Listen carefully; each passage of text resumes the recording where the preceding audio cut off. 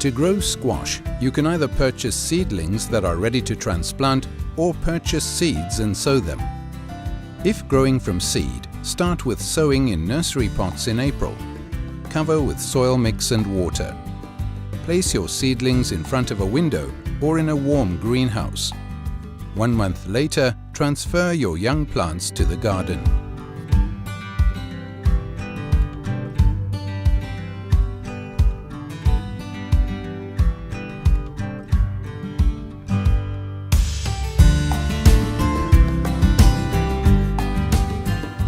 For the planting, dig a nice hole and add a blend of soil mix and garden soil.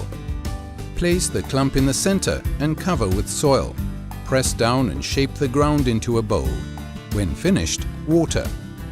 Provide good mulch around the stem. Water in dry weather, but avoid getting leaves wet. Squash takes up a lot of space in your garden. Be ready for it to spread up to 3 feet to all sides for each plant.